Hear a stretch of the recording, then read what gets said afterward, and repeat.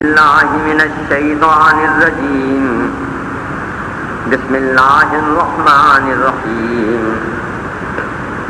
إنما المؤمنون إخوة فأصلحوا بين أخويكم واتقوا الله لعلكم ترحمون. يا أيها الذين آمنوا لا يسخر قوم من قوم عسى أن يكونوا خيرا منهم ولا نساء من نساء عسى أن يكن خيرا منهن ولا تلمزوا أنفسكم ولا تنابزوا بالألقاب بئس الاسم الفسوق بعد الإيمان ومن لم يتب فأولئك هم الظالمون. يا أيها الذين آمنوا اجتنبوا كثيرا من الظن إن بعض الظن إثم ولا تجسسوا ولا يغتب بعضكم بعضا أيحب أحدكم أن يأكل لحم أخيه ميتا فكرهتموه واتقوا الله إن الله تواب رحيم. يا أيها الناس إنا خلقناكم من ذكر وأنثى وجعلناكم شعوبا وقبائل لتعارفوا إن أكرمكم عند الله أتقاكم إن الله عليم خبير. صدق اللہ مولانا العظیم. محترم اور بزرگ بھائیوں، عزیزوں، میری بہنوں، یہ سورہ الحجرات ہے، 26واں پارہ ہے اور اس کی آیت نمبر 10 سے اور 13 تک میں نے تلاوت کیا. یہ انشاءاللہ ایک نیا سلسلہ درس ہم شروع کر رہے ہیں قرآن مجید کی ان ہدایات پر جو آپس کے تعلقات کے بارے میں. ابھی ہم نے جو سلسلہ شروع کیا تھا وہ نبی صلی اللہ علیہ وسلم کے مقامات عالیہ اور اس رویے کے بارے میں تھا کہ جس میں حضور اکرم صلی اللہ علیہ وسلم کو اس بات کی ہدایت کی گئی ہے کہ نہ ماننے والوں سے دبیے نہیں اور ان سے ڈریے نہیں اور ان کی اذیتوں کو خاطر میں نہ لائیے. اللہ پر بھروسہ رکھیے اور اس لائق صرف وہی ہے کہ اسے اپنا وکیل اور ساتھ بنا لیا جائے. اور اللہ نے توفیق عطا فرمائی، الحمدللہ جو سلسلہ ہمارا مکمل ہو. آج جو آیات ہم نے پڑھی ہیں ان میں سب سے پہلی بات جو کہی گئی ہے وہ اہل ایمان کا اہل ایمان سے رشتہ ہے، ایمان کی بنیاد پر. یعنی ایک نئی برادری جنم لے رہی ہے، ایک نئی قوم بن رہی ہے، ایک نئی ملت وجود میں آ رہی ہے جو نہ رنگ پر ہے، نہ نسل پر ہے، نہ علاقے پر ہے، نہ زبان پر ہے. اس کا تعلق یہ نہیں ہے کہ کون کہاں پیدا ہوا، کس کے گھر میں جنم لیا، کیا زبان بولتا ہے، کیسا اس کا رنگ ہے، کیسا قد بدن ہے، بلکہ اس بنیاد پر ہے کہ اس کا عقیدہ کیا ہے، اس کا اللہ سے تعلق کیا ہے، اس نے اللہ کی بات قبول کر لی ہے یا نہیں قبول کر لی. یعنی آپ سمجھ لیجئے کہ اس میں سب سے پہلی بات جو ہے وہ یہ ہے کہ انما المؤمنون اخوہ، ایمان والے جو ہیں سارے وہ آپس میں بھائی بھائی. یہاں یہ نہیں کہا گیا سارے عرب بھائی بھائی ہیں، سارے عجمی بھائی بھائی ہیں، ایرانی، ترکی، پاکستانی، ہندوستانی بھائی بھائی ہیں، سب کو جیسا نہیں. کیونکہ قرآن نے اس کی تو مکمل ہی نفی کر دی نا. ان سارے جاہلانہ تصور قومیت کی جڑ کاٹ دی قرآن مجید کی 2 آیتوں نے. ایک سورۃ النساء کی پہلی آیت، ایک سورۃ الحجرات کی 13ویں آیت. انہوں نے جو تصور دیا وہ یہ دیا کہ یا ایھا الناس اتقوا ربکم الذی خلقکم من نفس واحدہ، لوگوں اس رب سے ڈرو جس نے تمہیں ایک فرد سے پیدا کیا، وخلق منها زوجها، اور اسی فرد سے اس کی بیوی بنائی، خلقها تخلیق کی اسی سے، یہ ہاں جو ہے یہ ضمیر ہے، یعنی اللہ اس کی بیوی کہیں اور سے نہیں لایا، اس کے وجود کا حصہ ہے، اور اس وجود کے حصے کی تشریح دیکھ لیجیے سورۃ البقرہ کی اس آیت میں کہ جس میں میاں اور بیوی کے تعلق کو اللہ نے یہ کہہ کے بیان کیا، ہن لباس لکم وانتم لباس لہن، وہ تمہارے لباس تم ان کے لباس، یعنی لباس اور جسم کا جو تعلق ہے اس سے زیادہ یگانگت کا، یکسوئی کا، قربت کا کوئی تصور نہیں ہو سکتا۔ میرے جسم سے سب سے قریب تک میرا لباس ہے، نہ میرا بیٹا ہے، نہ میری بیٹی ہے، نہ میری بیوی ہے، نہ میرا بھائی ہے، نہ میری اماں ہے، نہ ابا ہے، یعنی ان میں اور آپ میں پھر تھوڑا فضل ہے، ابا سامنے بیٹھے ہیں، آپ سامنے بیٹھے ہیں، امی اوپر بیٹھی ہیں، آپ نیچے بیٹھے ہیں، بیوی پہلو میں بیٹھی ہے، آپ پہلو میں بیٹھے ہیں، اگر بہت کم بھی فصل ہوگا تو چند انچوں کا تو ہوگا، یہاں تو ایک سوٹ کا بھی فصل نہیں، یہ کرتے کی قمیض اس کا بازو ہے اور یہ میرا بازو ہے، میری جلد کے ساتھ اس کی جلد جو ہے چسپاں ہے، لگ رہی ہے، تو اللہ نے میاں اور بیوی کے تعلق کو جو نسبت دی وہ لباس اور جسم کی نسبت دی، تو لہذا وہ رشتہ جو اللہ نے اس پہلے جوڑے کو عطا فرمایا اس کی قربت کا تصور اس انداز میں دیا کہ آدم کو بنایا لیکن حوا کو علیحدہ نہیں بنایا، کہیں جیسے اللہ تعالیٰ نے آدم علیہ السلام کا پتلا بنایا، عبود بنایا، اس میں اپنی روحوں کی سارے کا ذکر قرآن مجید میں موجود، لیکن پورا قرآن مجید پڑھ جائیے کہیں اس کا ذکر موجود نہیں کہ اللہ نے حضرت حوا کا علیحدہ سے ایک مجسمہ بنایا اور اس میں اپنی روح، بلکہ کہا خلق زوجہا، اسی سے اس کی بیوی بنائی، وبث منہما رجالا کثیرا ونساء، پھر اس ایک جوڑے سے یہ بہت سارے مرد عورت پھیلا دی۔ تو لہذا اب آپ دیکھیے کہ یہ تصور قومیت کے وہ سارے فلسفے کہ جو وطنیت کی بنیاد پر ہیں، لسانیت کی بنیاد پر ہیں، علاقائیت کی بنیاد پر ہیں، کسی نیشنلزم کی بنیاد پر ہیں، کسی بھی بنیاد پر ہیں، ہزارہ تصورات ہیں جن کے تجربے لوگوں نے کیے ہیں، سنن من قبل کا، تم سے پہلے بھی بہت سے لوگوں نے بہت سے طریقوں کے تجربے کیے ہیں، بہت سے دستور آزمائے ہیں، بہت سے آئین دیکھے ہیں، تو لہٰذا یہ قومیتوں کے تجربے آپ دیکھ رہے ہیں کہ ان قومیتوں نے ہانٹ دیا انسان کو اور کاٹ دیا انسان کو، کہ ایک دوسرے کا خون بہاتا ہے اس بنیاد پر کہ یہ جرمن ہے اور یہ غیر جرمن ہے، یہ برٹش ہے اور یہ غیر برٹش ہے، یہ امریکن ہے اور یہ غیر امریکن ہے، یہ مصری ہے اور یہ غیر مصری ہے، اور یہ پاکستانی ہے اور یہ غیر پاکستانی ہے، یہ افغانی ہے اور یہ غیر افغانی ہے۔ اس بنیاد پر آپ دیکھیں ساری دنیا میں خون ریزی جو ہے محض اس بنیاد پر ہے، بھائی تو بھی اسی کا بیٹا، میں بھی اسی کا بیٹا، تیری اماں بھی کوئی، میری اماں بھی کوئی۔ بل لہٰذا یہ تو ہے تصور قرآن کا وحدت نسل انسانی کا تصور۔ اب اس تصور سے آگے جب ہم بڑھتے ہیں کہ صاحب پھر فضیلت کی بنیاد کیا ہے، کیونکہ قومیتوں کے جتنے تصور ہیں وہ فضیلت دیتے ہیں ایک خاص۔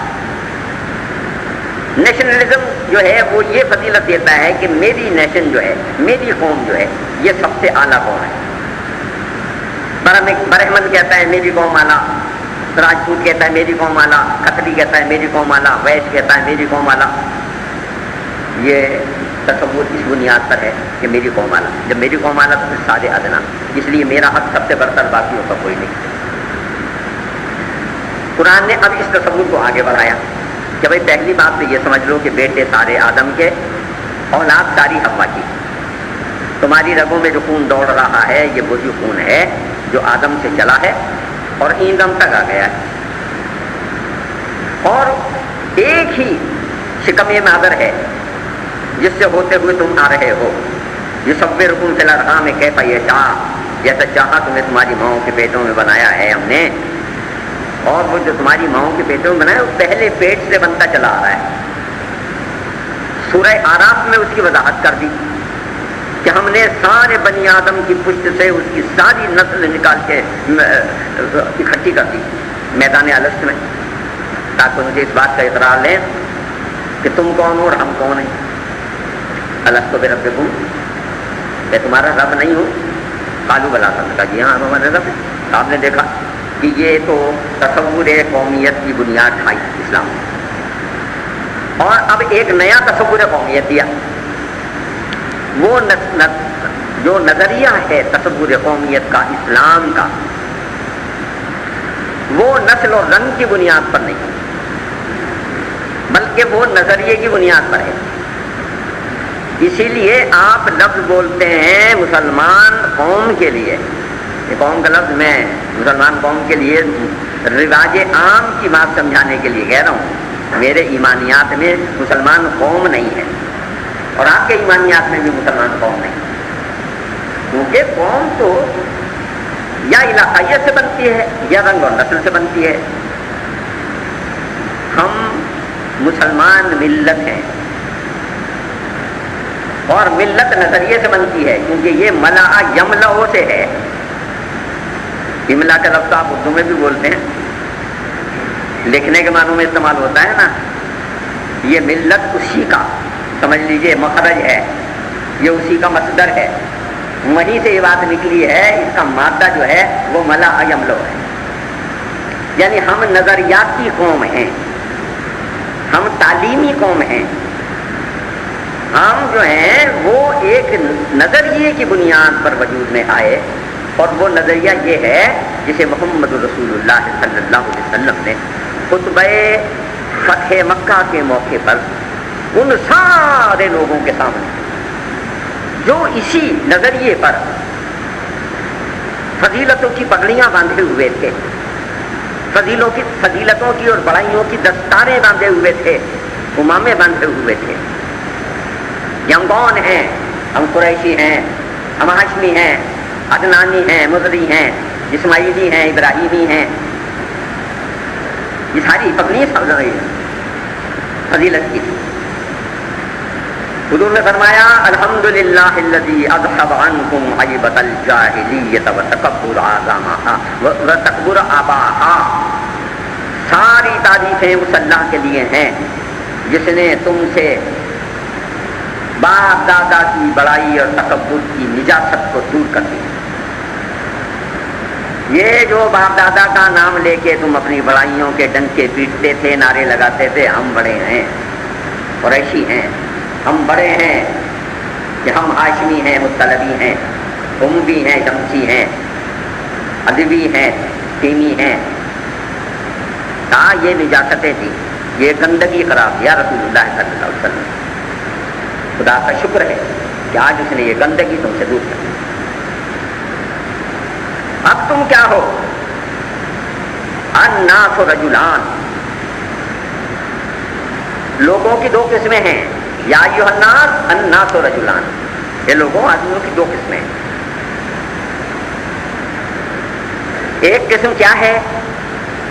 بر تقی،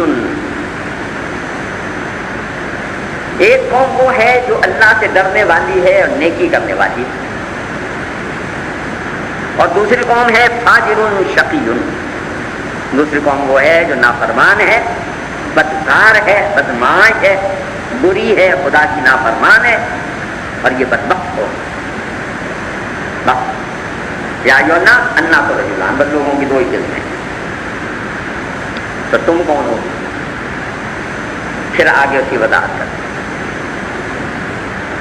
کلکم بنو آدم وخلق اللہ آدم من تراب، تم سارے جو ہو آدم کے بیٹے ہو، آدم کو اللہ نے مٹی سے بنایا تھا. لہذا بھول جاؤ یہ ساری پرانی باتیں، یہ جہالت کی باتیں ہیں.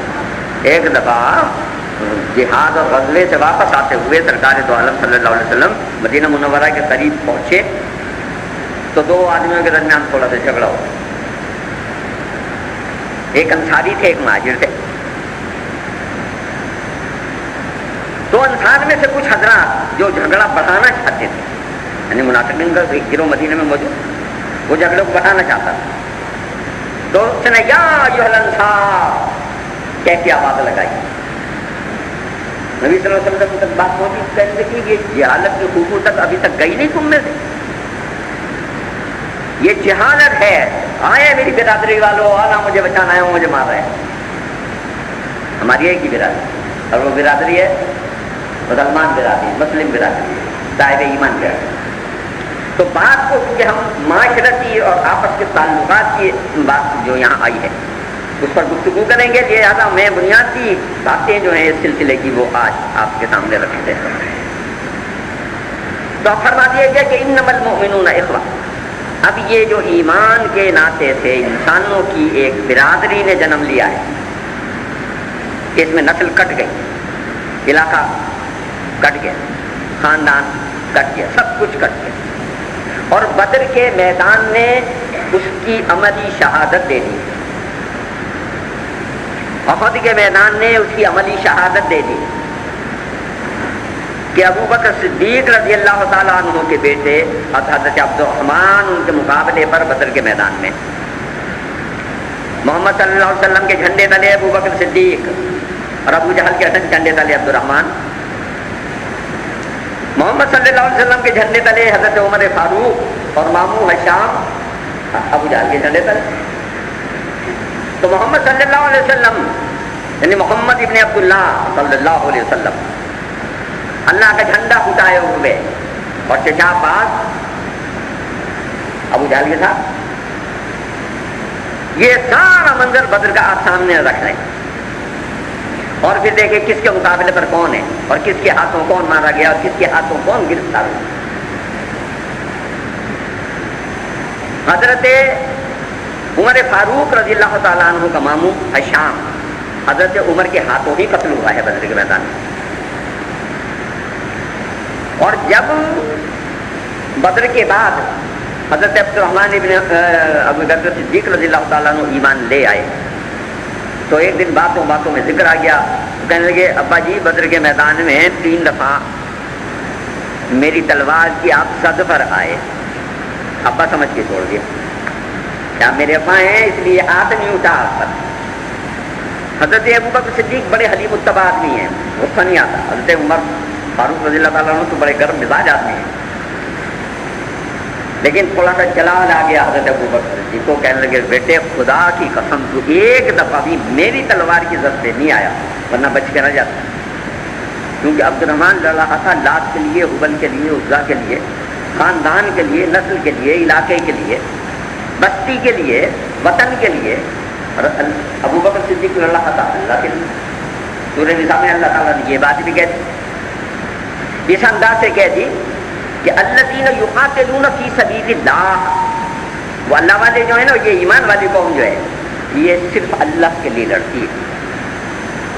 وَيُقَاتِلُونَ وَالَّذِينَ يُقَاتِلُونَ وہ دوسرے جو لڑنے والے وہ فی سبیل الطاغوت، وہ طاغوت کے لیے لڑتے ہیں. وَالَّذِينَ كَفَرُوا فی سبیل الطاغوت. یہ کفار جو ہیں یہ تو زمین کے لیے لڑتے ہیں، جائیداد کے لیے لڑتے ہیں، مال و اسباب کے لیے لڑتے ہیں، بادشاہوں کے لیے لڑتے ہیں، حکمرانوں کے لیے لڑتے ہیں، قبضہ کرنے کے لیے لڑتے ہیں، اپنی بڑائی کے لیے لڑتے ہیں، اپنے خاندانوں کی، اپنے رنگ و نسل کی، اپنے علاقوں کی بڑائی بیان کرنے کے لیے لڑتے ہیں. لیکن ہماری تو لڑائی بھی اپنی ذات کے لیے نہیں ہے، اللہ کے لیے. تو اب یہ قوم بنی، یہ جنم لیا اس نے کس بات پر کہ اس نے کہا اشہد اللہ الہ الا اللہ، سب کی نفی کر دی، کوئی بڑا نہیں ہے، کوئی معبود نہیں ہے، کوئی عبادت کے لائق نہیں ہے، کوئی فرمانبرداری کے لائق نہیں ہے، کسی کی قانون سازی کو ہم نہیں مانتے، کسی کے احکامات کو ہم نہیں مانتے، کسی کے دستور کو ہم نہیں مانتے، جو ہمارے اللہ کے حکم سے، اللہ کے قانون سے، اللہ کی کتاب سے، اللہ کے احکامات سے ہٹ کے کوئی بات کہتا ہو. لہذا اب آپ دیکھیں کہ یہ ایک قوم بنی. تو اب اللہ یاد دلا رہا ہے تم کون سی قوم ہو. نہ تم علاقائی قوم ہو، کہ تم پاکستانی ہو اور تم ہندوستانی اور پنجابی اور بلوچی اور پٹھان نہیں، اور اسی طرح کالے اور گورے نہیں، یا زبان کی بنیاد پر کہ تم اردو خاندان ہو اور تم انگریزی خاں ہو اور تم فرنچ بولتے ہو اور تم کوئی اور اٹیلین بولتے ہو، یہ بھی کوئی بنیاد ہے۔ بنیاد ایک ہی ہے، اور وہ بنیاد یہ ہے کہ تم سارے ایمان کی بنیاد پر ایک ہو۔ ایمان کی بنیاد پر قوم بننے والے لوگ ایک گلدستہ ہیں، خلاصہ انسانیت کا، اور یہ وہ لوگ ہیں جن کے اعمال بھی یکساں ہیں، صورتوں کی یکسانیت میں تبدیلی آ جاتی ہے۔ یعنی آج کا چمکتا ہوا چہرہ چند سال گزریں گے تو جھریوں سے بھر جائے گا۔ آج کا دمکتا ہوا رنگ 4 دن بخار کا جھٹکا لگے گا نا تو پیلا پڑ جائے گا۔ آج کی تنی ہوئی گردن ذرا سا کسی بیماری کا زور ہوگا نا تو دردنے لگے گی، لیکن یہ جو کردار کی قوم ہے، اس کے کردار کی صورت لا الہ الا اللہ محمد رسول اللہ صلی اللہ علیہ وسلم کا اقرار کرتے ہوئے جس مقام پر ہوگی، قبر میں جاتے تک اسی مقام پر ہوگی۔ یہ شعور کے پہلے لمحے سے نمازی، یہ شعور کے پہلے لمحے سے عبادت گزار، یہ شعور کے پہلے لمحے سے سچا آدمی۔ نبی صلی اللہ علیہ وسلم سے کسی نے پوچھا، صحابہ میں سے رضوان اللہ تعالیٰ علیہ مجمعین، حضور مسلمان مومن چور ہو سکتا ہے؟ آپ نے کہا ہاں ہو سکتا ہے۔ وعدہ خلاف ہو سکتا ہے، بددیانت ہو سکتا ہے، بہت ساری باتیں اس نے یہ کہوا دی۔ آپ نے کہا ہاں ہو سکتا ہے۔ آخر میں اس نے سوال کیا کہ کیا مسلمان جھوٹا بھی ہو سکتا ہے؟ آپ نے فرمایا نہیں، مسلمان جھوٹا نہیں ہو سکتا۔ اور یہاں یہ بھی میں آپ کو یاد دلا دوں، اللہ نے بہت سارے گناہوں کا ذکر قرآن مجید میں کیا ہے، ان سے توبہ کرنے کی بات بھی کی ہے۔ ایک ہی گناہ ایسا ہے جس کے لیے قرآن نے لعنت کا لفظ استعمال کیا، اللہ کی لعنت، اور وہ جھوٹ ہے۔ لعنت اللہ علی الکاذب، بھائی زنا خدا کی نافرمانی ہے، سخت ناپسندیدہ، وساء سبیلا، بہت برا راستہ ہے، قرآن کہتا ہے۔ یعنی یہ برا اور بہت ہی گندا اور بہت ہی خباثت سے بھرا ہوا راستہ کہہ دیا قرآن نے، لیکن لعنت نہیں ہے۔ شرابی کے لیے کہہ دیا رجز من عمل الشیطان، یہ گندا شیطانی کام ہے۔ جو وہاں شراب سٹا ان سارے احکامات کے سلسلے میں جملہ آ رہا ہے تو کیا کہا کہ رجز من عمل الشیطان، یہ گندے شیطانی کام ہیں۔ فاجتنبوا، سے بچو، سے دور رہو، بھاگو ان سے، تمہارے کرنے کا کام نہیں۔ لعنت نہیں کہا، جھوٹ کے لیے کہا لعنت اللہ علیہ الکاذب۔ تو لہٰذا آپ سمجھ لیجئے کہ یہ سب سے بڑا جھوٹ ہے۔ اور اس جھوٹ کے لیے بھی ایک وضاحت کر دی جو انشاءاللہ اسی موضوع سے متعلق ہے، یہیں عرض کرتا چلوں۔ آپ نے کہا کسی آدمی کے جھوٹا ہونے کے لیے صرف اتنا ہی کافی ہے کہ وہ سنی سنائی بات کو بغیر تحقیق کے آگے بیان کرتے ہیں۔ تحقیق کیے بغیر ایک بات آپ نے مجھ سے سنی، اب اگر وہ میں نے افواہی اڑا دی، آپ نے آگے پہنچا دی، اس نے آگے 10 سے 20، 20 سے 30، 30 سے 50، 50 سے 100 تک پہنچ گئی۔ آپ نے فرمایا کسی کے جھوٹا ہونے کے لیے اتنی بات کافی ہے کہ ادھر سے سنے ادھر پہنچا دے، پہلے غور بھی کرو یہ ہو بھی سکتا ہے نہیں ہو سکتا۔ تو عرض کرنے کا مدعا تھا کہ یہ قوم بنی مومن، اب اس مومن قوم کو یاد دلایا جا رہا ہے کہ تمہارا آپس کا تعلق کیا ہے۔ کہا اخوتن، بھائی ہو تم۔ اچھا بھائیوں میں کیا ہوتا ہے؟ پیار ہوتا ہے، محبت ہوتی ہے۔ لا یظلمہ ولا یسلمہ، وہ اس پر ظلم بھی نہیں کرتا بھائی، اور ظلم ہونے بھی نہیں دیتا۔ کوئی بھائی اپنے بھائی کو مارتا بھی نہیں اور کسی کو مارنے بھی نہیں دیتا، اس کی بے آبروئی کرتا بھی نہیں، کسی کو بے آبروئی کرنے بھی نہیں دیتا۔ اے میرا بھائی ہے، میں جان دے دوں گا اس کے لیے۔ یہ بھائی صرف وہ ہے جو خون کے رشتے سے بھائی ہے، جو کوئی مضبوط رشتہ ہی نہیں ہے، تفصیلات ہم بیان کر سکتے، لیکن یہ جو رشتہ ہے ہمارا، لیکن وہ خون کا رشتہ قبر میں جانے تک ہے.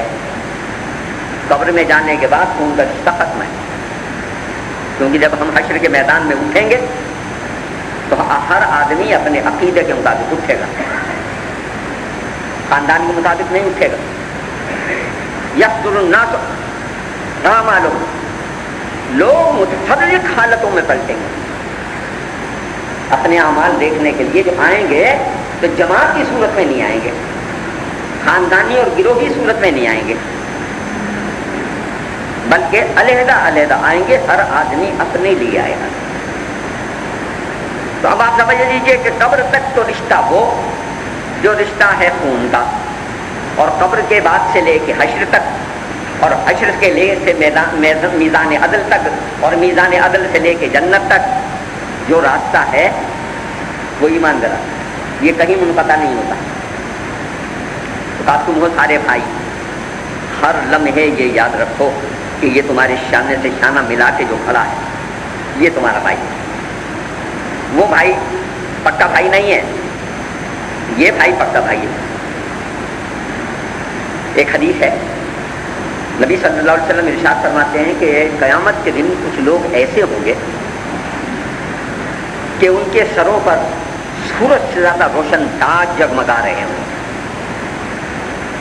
اور ان کے چہرے سورج کی طرح تاباں ہوں گے. وہ نہ نبی ہوں گے، نہ رسول ہوں گے، نہ صدیق ہوں گے، نہ شہداء ہوں گے. یعنی جو مقامات عالیہ خدا کی طرف سے مقرر ہیں ان مقامات عالیہ میں سے کسی مقام کے حامل نہیں ہوں، لیکن اعزاز اور احترام ایسا ہوگا کہ ان کا سر جو ہے وہ سورج سے زیادہ تابہ روشن تاج سے مزین ہوگا. پوچھا جائے گا یہ کون ہے؟ صاحب نے پوچھا یہ کون ہے؟ حضور نے فرمایا یہ وہ ہیں جنہوں نے دنیا میں محض اللہ کے لیے ایک دوسرے کے ساتھ محبت کی. تو یہ ایمان کی محبت ہے نا. میرا آپ سے پیار، آپ کا مجھ سے پیار، میرے ہاتھ سے آپ محفوظ، آپ کے ہاتھ سے میں محفوظ. ہم نے محمد رسول اللہ صلی اللہ علیہ وسلم کے ساتھ آپس کے تعلقات کے لیے 3 باتوں کا عہد کیا ہے. میرے ہاتھ سے تیری جان محفوظ، میرے ہاتھ سے تیرا مال محفوظ، میرے ہاتھ سے تیری آبرو محفوظ. میں تیری بے آبروئی نہیں کروں گا، میں تیرا خون نہ ہی بہاؤں گا نہ بہانے دوں گا، اور میں تیرا مال نہ ناجائز کھاؤں گا نہ کھانے دوں گا. یہ ہم نے عہد کیا، اور یہ بات قرآن نے ہمیں بار بار سمجھائی ہے.